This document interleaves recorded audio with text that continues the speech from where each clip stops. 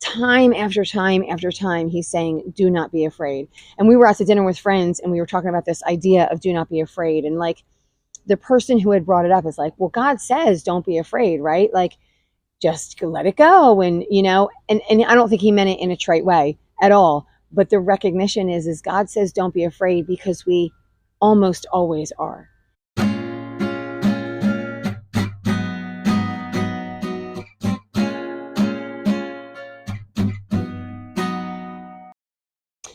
Hey, and welcome to day 203 of Bible 365. I'm your host, Kathy Carter, and I am reading through the Bible in 1 year in chronological order. So I am using the 1 year chronological Bible reading plan from oneyearbibleonline.com, which you would go on, download a chronological. So there's a bunch of different ones.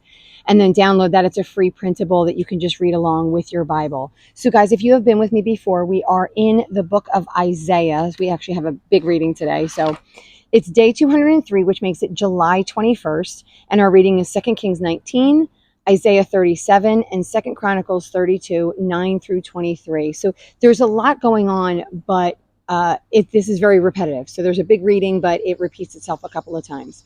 So hopefully after the second or third time reading through each of these little sections, it became a little bit clearer to you. Your mind opened up a little bit to it more. So where we are chronologically in history is King Hezekiah is on the throne in the nation of Judah. Assyria has taken out Israel. Judah is on the bottom, this tiny little nation in the nation of Assyria. And yesterday when we did our recording, the field commander from Assyria came out. So they had already taken Israel. The king at this point is like, he's in command of so many areas and he's taken out cities left and right, right? Like, so it's a huge kingdom. They're taking over a ton of areas. And so like everyone in the area, everyone in the neighborhood, so to speak, is scared because this is a big kingdom and now they're coming for Judah next. And so the field commander sort of stood at the wall in the reading we did yesterday. And he was like, don't think your God is going to protect you.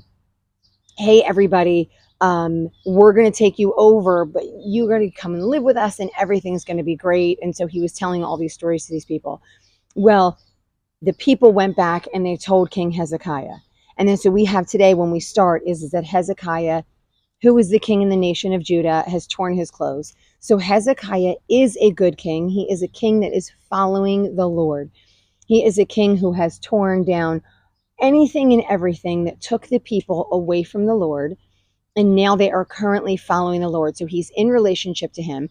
And then we have Isaiah, who is a prophet at this time, by meaning of like he hears directly from God and God tells him to say all of these things to these people. So we have a nation that's really sort of following the Lord. So Hezekiah hears this. He's devastated. He's so upset. And again, understandably so. They're this itty bitty tiny nation inside of this big giant mountain of a kingdom of Assyria. And they're being mocked and told that they're going to be taken over. So it says, when King Hezekiah heard this, which is in the beginning of 2 Kings 19, when King Hezekiah heard this, he tore his clothes and put on sackcloth and went into the temple. So he went where he knew he was going to get help. He went to the Lord. He didn't go to his committee. He didn't go to his military commander, his biggest strategist. He went to the Lord. He went in the temple and he worshiped and he prayed and he reached out to Isaiah. So it says he sent Eliakim, the palace administrator, and Shebna, the secretary, and the leading priests, and they all wore sackcloth, which means they were all in mourning, and he sent them to go find Isaiah, son of Amos. They told him, this is what Hezekiah says. So Hezekiah is like, this is an awful day. It's like a woman, and it's a terrible picture, but it's a good illustration to understand. It's like a woman trying to give birth and not being able to, right? So there's death and destruction and devastation, right? And it says, but it may be that the Lord is going to hear all of the things that the field commander said. So Isaiah, can you go to the Lord and can you go pray for all of these things? Can you pray that the Lord hears him, hears how sort of snarky he is about our God, and so he will take out the nation of Assyria or not let them attack us. In verse 6, it says, Isaiah says to them, tell your master, so Hezekiah, this is what the Lord says. The Lord says, do not be afraid. Do not be afraid of what you have heard, those words with which the underlings of the king of Assyria have blasphemed me. Listen, when he hears a report, he's going to hear something that's going to call him away, and then I'm going to have him killed when he goes away. So you're not going to have to worry about him anymore. Do not be afraid is a really big statement. Fear manifests in our lives in so many different ways because the Lord is really, time after time after time, he's saying, do not be afraid. And we were out to dinner with friends and we were talking about this idea of do not be afraid. And like the person who had brought it up is like, well, God says don't be afraid, right? Like just let it go. And, and I don't think he meant it in a trite way at all. But the recognition is God says don't be afraid because we almost always are. Right? If you look at your history and your life, you're probably almost always afraid. Now, it can manifest in so many different ways, right? So I always say for myself, it manifests as anger, right? So when I get afraid or when I feel like I'm backed into a corner, I'm going to attack, right? That's my sort of line of defense. But it's because I'm afraid. So if I backpedaled and tried to figure out why I was so angry or why I was sort of shouting back or why I was yelling or destroying or whatever it is that I'm doing in my anger, right? I would recognize it comes from a place of fear. Fear that I'm wrong, fear that I'm not going to get what I think that I need, fear that things aren't as good now as they used to be, fear that with the nation changing, right? Like what's going to happen to the world? Like what's going to happen to my kids? What's going to happen to my grandkids? So there's all of these fears that surround action. Just let it pass. And so I would obviously always recommend when you guys listen to this and hear, like, is that, or are you reacting in fear? And then if that's the case, then what is God saying? God is saying, do not fear. Why shouldn't we fear? Because the Lord is with us. And when we are with him, he honors the wishes. And by the way, it's not like, because I think I'm sure I've said this before, and I always like to caveat because I like to make sure that the image of God is a good image. I know he can defend himself, but I want to make sure that it's a good image. He doesn't fight for us when we're with him because he's like, well, if you're not on my team, then I'm not going to be there for you.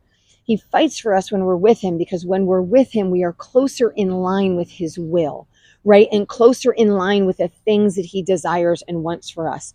And so it is likelier the things that we are asking for are the things that he wants and has joy in doing for us because he is a good God, right? So we have to sort of get in there. I'm not going to say my friend hurt my feelings, therefore can you annihilate him? Right? Like he's going to say, no, of course I'm not going to annihilate your friend. That's unreasonable. But here, this nation is coming against this little itty bitty Judah, and they're saying, Lord, can you protect us? We are your people. We love you. Right? And so he's going to come in, and that's what he's going to, and that is what he does. So he comes in and he says, I'm going to get this guy to be taken away. And then when he gets taken away, he's going to be cut down. So then it says in verse 8, when the field commander heard that the king of Assyria had left Lachish, he withdrew and found the king fighting against Libnah. So he withdraws from Judah because he hears that the king is somewhere and needs him somewhere else. Now, we hear a different story now coming from the king. There's going to be a lot of snarkiness from the king. So now Sennacherib received this report. And then he's like, okay, so he's out, he's fighting in this other area. So then he sends a report to Judah and he's like, listen, this is now what I say. So what I say is, it says in verse 10, say to Hezekiah, king of Judah, do not let the God you depend on deceive you when he says Jerusalem will not be given into the hands of the king of Assyria. Surely you have heard what the kings of Assyria have done in all the countries. So he's like, our God, we've taken over kind of everything. So don't let your God tell you that you're going to win, and don't let your God fool you. So if we start in verse 10, it says, this is what Sennacherib, king of Assyria, says. On what are you basing your confidence that you remain in Jerusalem under siege? And then he says down near the end of this in verse 15, don't believe what Hezekiah says, for no God of any nation or kingdom has been able to deliver his people from my hand or from the hand of my predecessors. How much less will your God deliver you from my hand? So just like a little addition to that, because he's like, none of these gods, look around. Look at all these giant, massive kingdoms that I've taken over. None of their gods have saved them and protected them. How would your God save and protect you? Now, I think the reason why he's saying it in this sort of condescending way is because he believes that the God of Israel is small, because the nation of Israel is small. Now, again, it's just the land of Judah at this point, but Israel as a people group. The nation of Judah is just this little teeny tiny area inside of all of this huge area. So if you're really teeny tiny, your God must be really teeny tiny. And if your God is teeny tiny, the big gods couldn't fight me. You think your God is going to come up against me? This is a huge misconception when it comes to God, the size of things, what we need, right? There's this innate nature, I feel like, inside of us that numbers are everything, right? And so this guy's saying, like, you're like a paltry little nothing. Your God, how much less can your God protect you? Because he sees that they're small and thinks then, therefore, that they are weak. And that is not truth, right? So think about in your life or in my life, right? These things were like, even though I know certain things, I feel like numbers are everything, right? We start to see like churches are growing in the tens of thousands. And we go, well, it must be a good church because they have 10,000 people there, right? So they must be preaching something that's drawing all of these people in, right? For myself, it's really personal. I teach fitness. And so if my classes are big, therefore, obviously I'm good, right? And therefore that validates my being, right? And so there is this sense to how numbers seem to indicate goodness, truth, right? Like numbers seem to indicate this. Like if we get a big group, that obviously, if a lot of people are following you, that obviously means you know what you're saying. And God is like, that is ridiculous. By the way, I'm sure intellectually we know that's ridiculous, right? We understand that there's a ridiculousness to it. Just because you're saying enough stuff, like enough niceties that makes us go, oh, I really want to hear more of that. That doesn't mean that you're preaching truth, that you're right, or that you're good, right? It doesn't even necessarily mean that God is working with you to build that. It just means that people are following you because they like what you're saying. So one thing does not always equate another. And so here he's sort of mistaking size for quality, so to speak. And that is not true. Truth is truth, whether one person is listening and doing it or 1,000. Just because all of your friends jump off a bridge doesn't make it the right thing to do, right? We've all heard that expression growing up in our life, right? So just because a bunch of people are doing it doesn't mean it's right. And so we need to be careful of that mob mentality and how we fall into that trap, thinking that that is the right thing. God proves here that that has nothing to do with anything. He didn't pick the biggest and strongest nation. He picked those that he chose to pick. And at one point they got really, really big and strong. And then at one point they shrunk down and they were smaller, right? So a lot of it depended on whether they were or were not following him. What he did do is never leave them. That's the reality, but sometimes it was a big nation and sometimes it was a small nation. Nevertheless, this is what the king of Assyria made this assumption. So Hezekiah is also really scared, sort of semi in this same idea, like they're way bigger than us and they're going to conquer us. He forgets their history, by the way. Historically, if you remember, when they went to war a couple of times, God was like, okay, there are too many of you. I need to make them less and less and less because I want them to know that I did this. So you're going to have an entire nation of like 300 people up against tens of thousands. And then I'm going to make you win just by walking in a circle, right? So God does not care about your numbers. But Hezekiah is afraid. He goes into the temple and he prays to the Lord, which is great. That's exactly what he should be doing, right? And then it says, then he says in verse 17 of 2 Kings, he says, "It is true, Lord, that the Assyrian kings have laid waste these nations and these lands. They have thrown their gods into the fire and destroyed them, for they were not gods, but only wood and stone, fashioned by human hands. Now, Lord our God," so he's recognizing they were trash, "you are the real Lord and God. Deliver us from his hands, so that," which is, my favorite line, "all the kingdoms of the earth may know that you alone, Lord, are God." So just so the whole purpose of defeat is not so they are victorious and they get to gloat and say awesomeness, but so that the entire world will know that the Lord is the Lord, right? So then what do we hear? it says that God says that he's going to do this thing, right? So God, we'll see. So I want to go to 2 Kings 19:20. It says, Isaiah, son of Amos, sent a message to Hezekiah. This is what the Lord, the God of Israel, says. So now we're going to find out God's answer. I've heard your prayer concerning Sennacherib, king of Assyria. This is what the Lord has spoken against him. So if we know nothing else, the Lord has spoken against the king of Assyria. So nothing good is going to happen. Nothing good is going to come to the king of Assyria here, right? So that's what we know, because the Lord, in his sovereign nature, has spoken against him, and he has made this decision. Virgin daughter Zion despises you and mocks you. Daughter Jerusalem tosses her head as you flee. Assyria is going to run. Jerusalem is going to toss their head. The way that the daughter Zion feels about them is they despise and mock. Why? Because they've come against God's people. Virgin daughter Zion, and this is one of those things that I've sort of been working through what Zion is. Virgin is the cleanliness, right? This can be right there with the Lord. Daughter Zion, so this is obviously his daughter, his virgin daughter, who is untouched, unspoiled, and clean.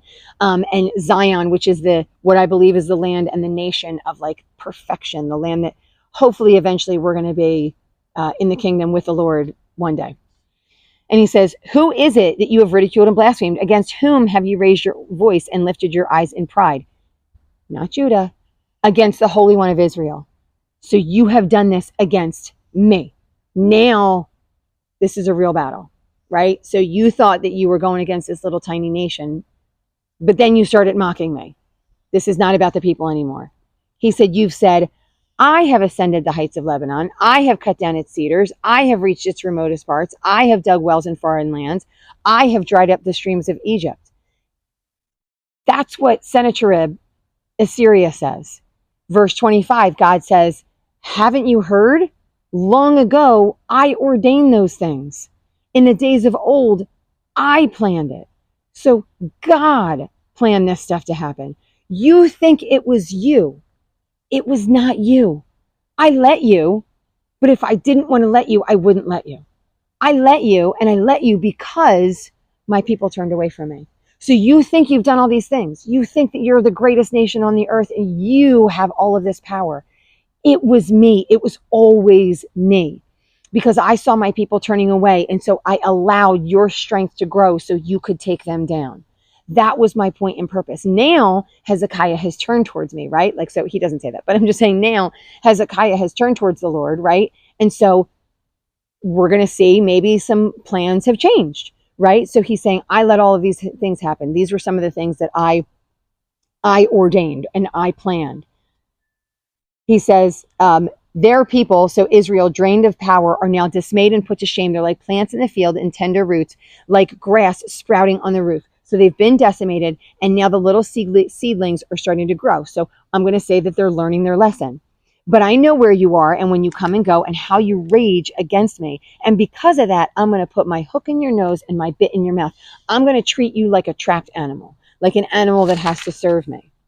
He says, and I'm going to make you return the way you come. And then this is going to be the sign, right? He's going to say, Hezekiah, this is what's going to happen. This year, you're going to eat what grows by itself. So this is, I think, possibly literal and possibly figurative. I think it's both. He says, this is going to be a sign for you. This year, you're going to eat what grows by itself. Next year, you're going to eat what springs from what grew by itself.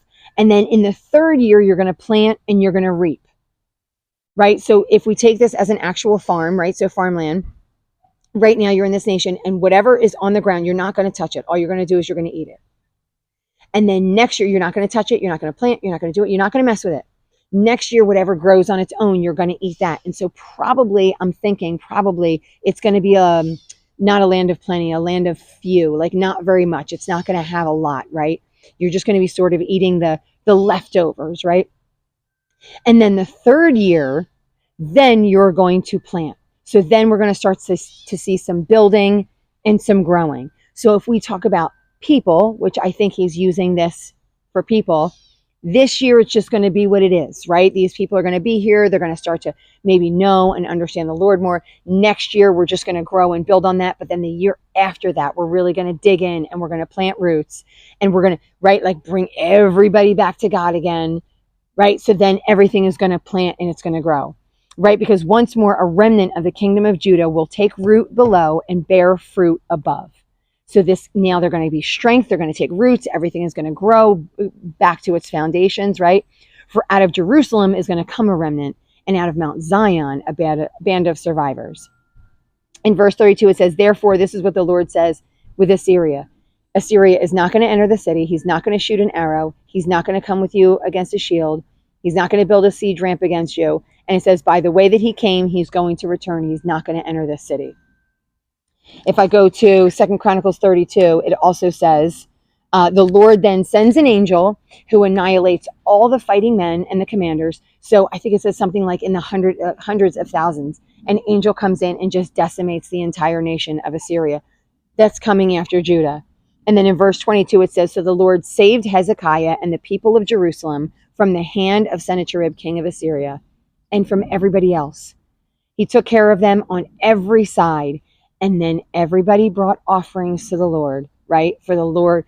And many brought offerings to Jerusalem for the Lord and valuable gifts for Hezekiah, king of Judah.